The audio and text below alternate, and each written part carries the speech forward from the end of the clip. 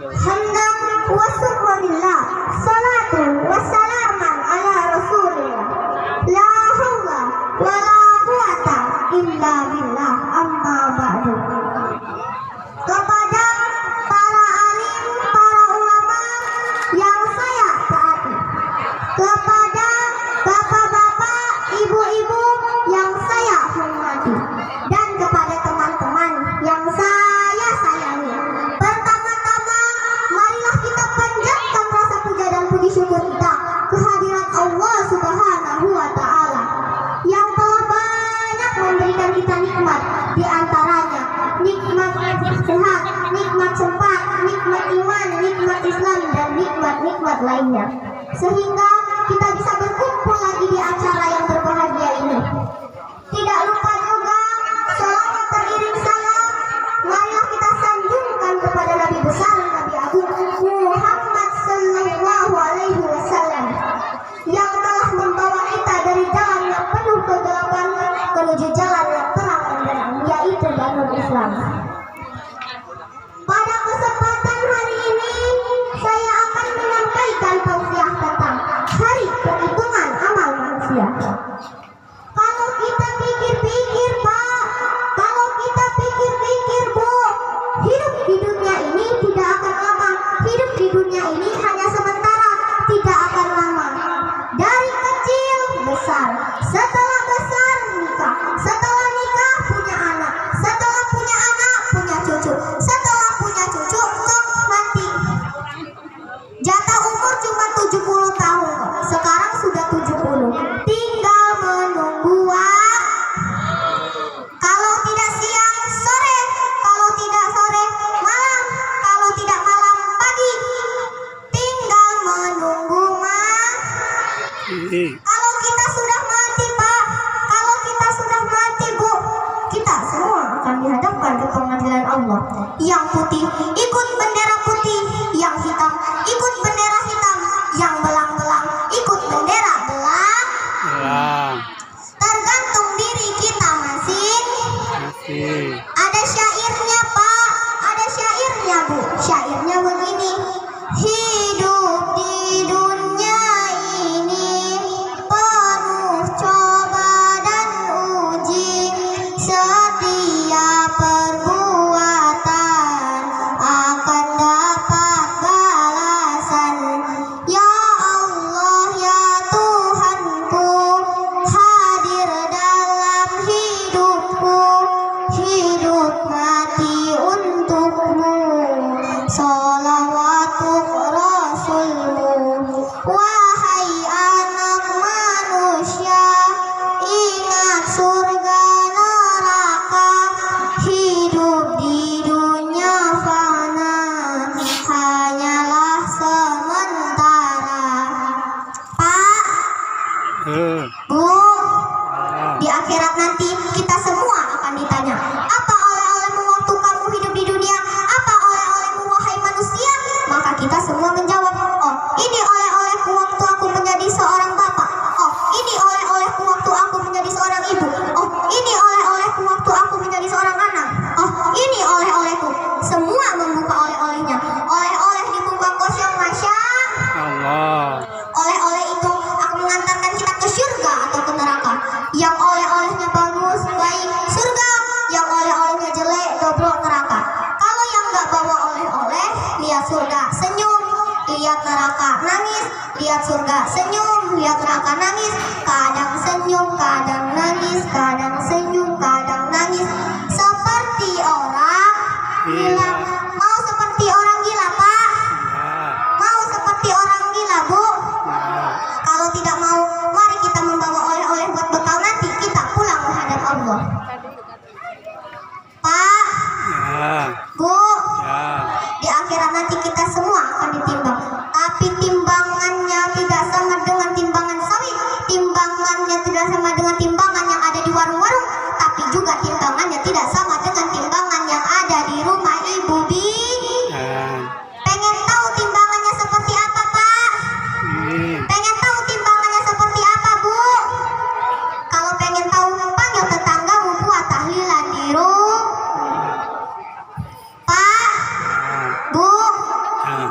timbangan itu mengarah ke kanan, berarti banyak kebaikannya. Kesyur. Dan sebaliknya, jika timbangan itu mengarah ke kiri, berarti banyak kejelekannya. Ke neraka. Misalnya saya contoh, Bilqis ditimbang amalnya ke kanan, berarti Bilqis banyak kebaikannya. Kesyur. Dan sebaliknya, Pak Dung ditimbang amalnya ke kiri, berarti Pak Dung banyak kejelekannya. Ke neraka. Bapak-bapak yang di depan ini juga sama, ditimbang amalnya. Ternyata seimbang. Akhirnya malaikat bingung, mau dimasukin kemana ya para bapak-bapak yang di depan ini? Di kesurgain seimbang, di kenerakain juga seimbang. Saat malaikat bingung, tiba-tiba timbangan itu ke kanan. Akhirnya para bapak-bapak masuk surga. Pengen tahu sebabnya apa, Pak? Pengen tahu sebabnya apa, Bu? Itu kan bapak-bapak ngasih kalian saya gede. Maaf bapak-bapak, saya hanya bercanda, sekedar bercanda. Jadi sama bapak-bapak jangan dianggap bercanda. Astagfirullah, maaf bapak-bapak, saya hanya main-main, sekedar main-main. Jadi sama bapak-bapak jangan dianggap main. Astagfirullah, masih sama. Ya udahlah, nggak apa-apa, nggak usah dikasih kalau pengen seimbang mah. Pak, Bu, saya ingin cerita tentang akhirat. Sudah pernah ke akhirat belum? Belum. Mau? Enggak. Kalau mau saya daftarin besok berangkat. Salah satu rukun iman yang keenam adalah percaya adanya akhirat. Suatu saat alam ini akan hancur sehancur-hancurnya. Bumi gempa, gunung meletus, air laut tumpah ke daratan, planet-planet bertabrakan, halilintar menyambar, angin topan bertiup, semua yang hidup akan mati. Itu kiamat. Lalu kita akan dibangkitkan ke padang mahsyar, dibangkitkan dari kubur kita masing-masing. Dan subhanallah, setelah bangkit dari kubur itu, keadaan muka kita ini menurut satu riwayat berubah menurut amalan kita masing-masing. Jangan heran nanti, karena setelah dibangkitkan dari kubur, ada yang mukanya muka tikus. Wah, hebat sekali. Badannya badan manusia, tangannya tangan manusia, kepalanya kepala tikus. Sebab apa? Sebab waktu di dunia amalannya amalan tikus. Apa amalan tikus itu? Suka menggerogoti barang yang disimpan dengan rapi. Nah, hati-hati buat para koruptor-koruptor. Nanti di akhirat mukanya muka tikus. Ada juga yang bangkit dari kubur, mukanya muka harimau. Sebab apa? Sebab waktu di dunia amalannya amalan harimau. Apa amalan harimau itu? Keras kepala, upah, tidak suka mendengar orang lain. Lalu ada juga yang dibangkitkan dari kubur, mukanya muka ketek. Sebab apa? Sebab waktu di dunia amalannya amalan ketek. Apa amalan ketek itu? Rakus, serakah, tamak. Coba kita kasih pisang, dimakan.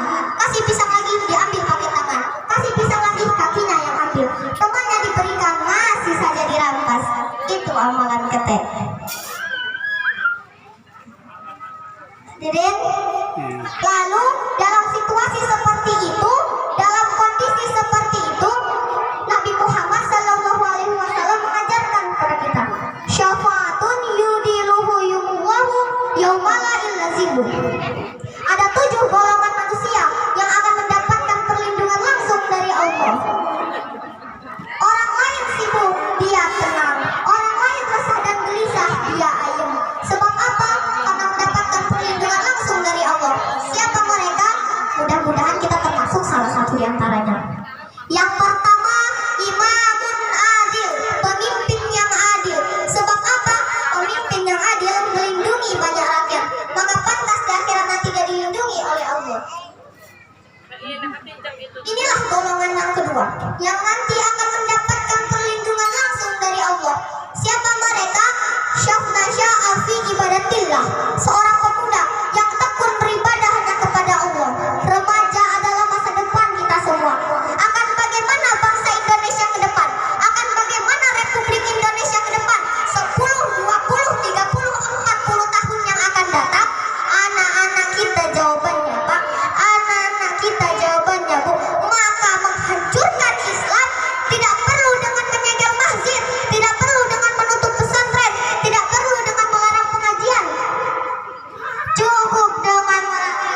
remaja dan pemuda, menjauhkan mereka dari agama dan ulama. Kalau mereka sudah jauh dari agama dan ulama, tinggal menunggu pergantian generasi. Maka ada satu ucapan orang bijak. Wahai anak muda, berpikirlah di waktu pagi, bekerjalah di waktu siang, makanlah di waktu sore, tidurlah di waktu malam. Berpikir di waktu pagi, belajar mumpung masih muda. Bekerjalah di waktu siang, amalkan ilmu itu setelah dewasa. Makanlah di waktu sore, nanti hari tua tinggal menikmati hasilnya. Tidurlah di waktu malam, matilah dengan tenang. Kalau pagi kau tidak berpikir, nanti siang kau tidak bisa bekerja. Kalau siang kau tidak bisa bekerja, nanti sore mau makan apa? Kalau sore kau tidak makan, alamat malam kau bisa tidur. Kalau waktu remaja, waktu muda, maunya santai-santai saja, dewasanya bingung. Kalau dewasanya bingung, hari tua terlunta-lunta. Kalau hari tua terlunta-lunta, matinya mentelang. Maka yang umurnya 70 tahun ke atas, saya akan angkatan selamat, generasi tanda seru. Insya Allah mantap akidahnya, tidak goyah imannya.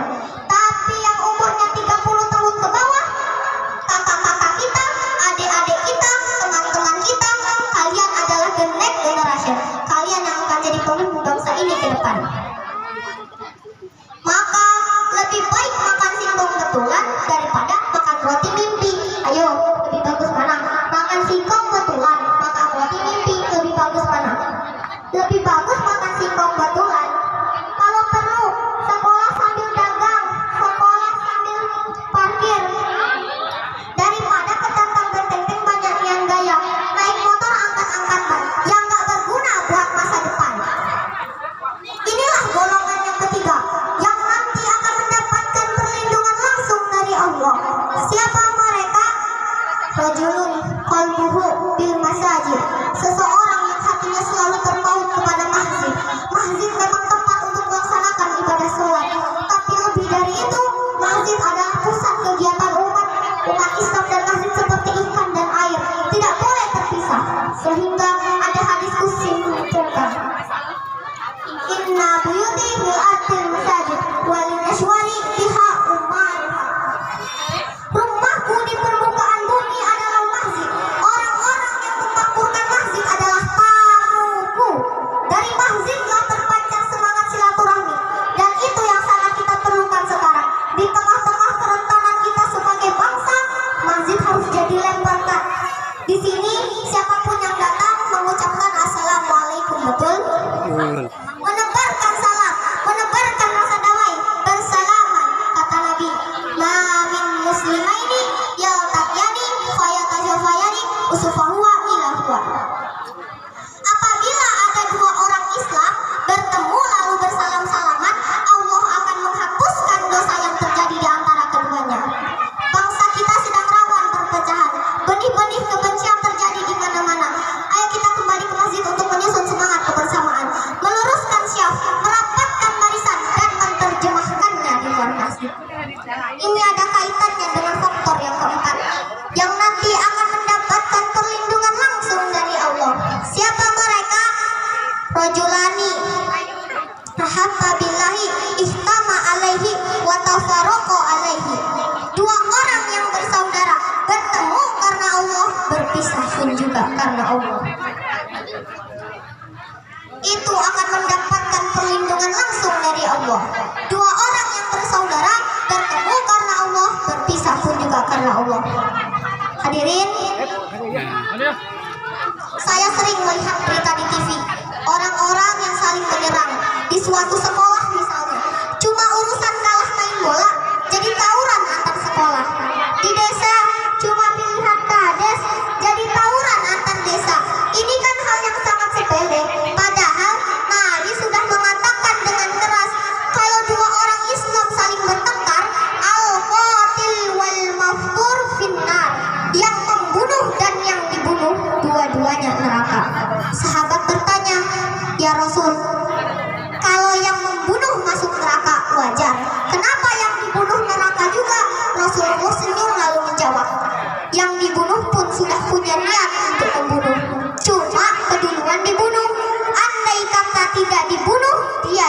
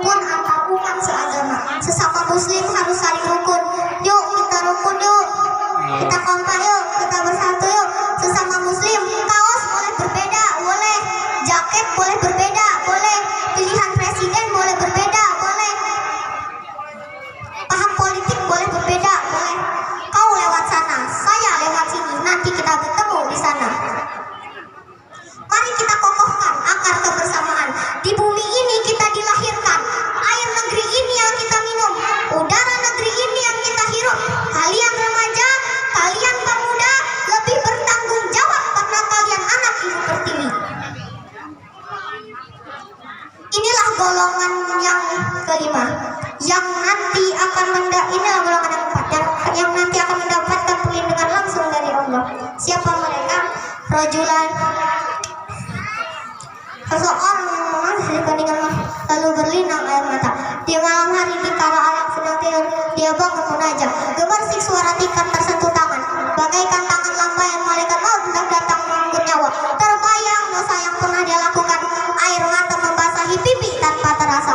Orang yang bermunajat semacam itu nanti di akhirat akan mendapatkan perlindungan langsung dari Allah.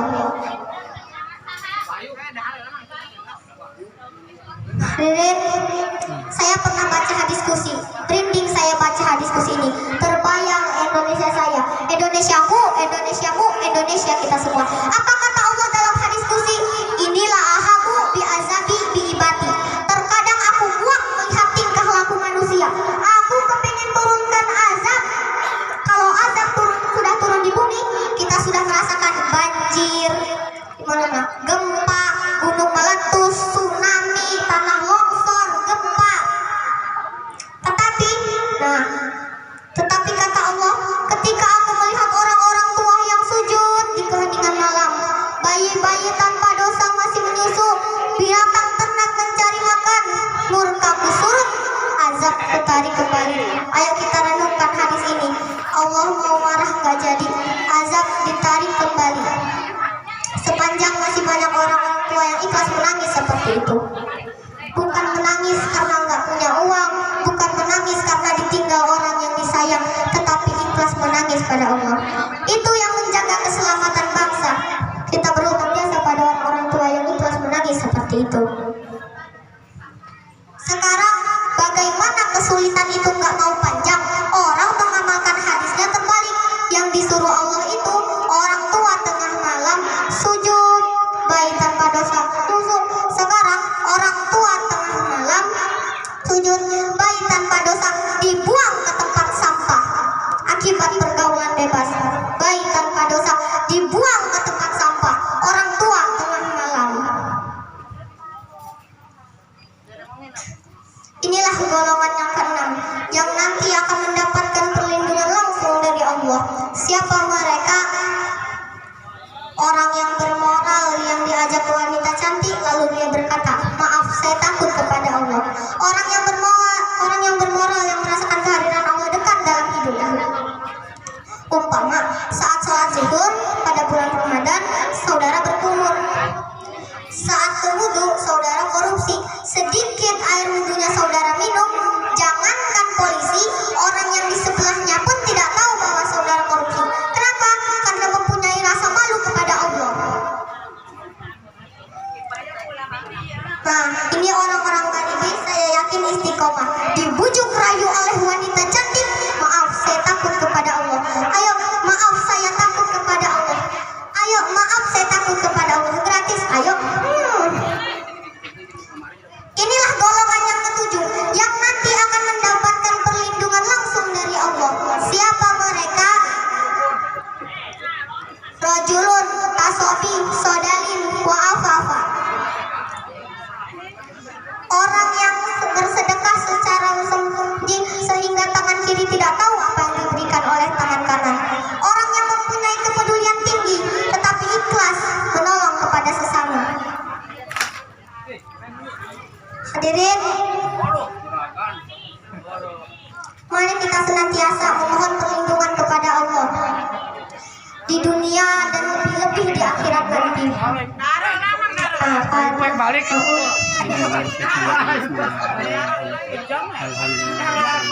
Mungkin hanya ini yang dapat saya sampaikan. Maklumlah saya masih dalam tahap belajar. Namun jika terasa masih kurang, lain waktu boleh diundang.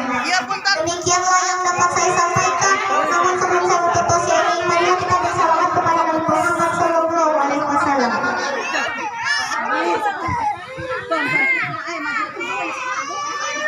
Allah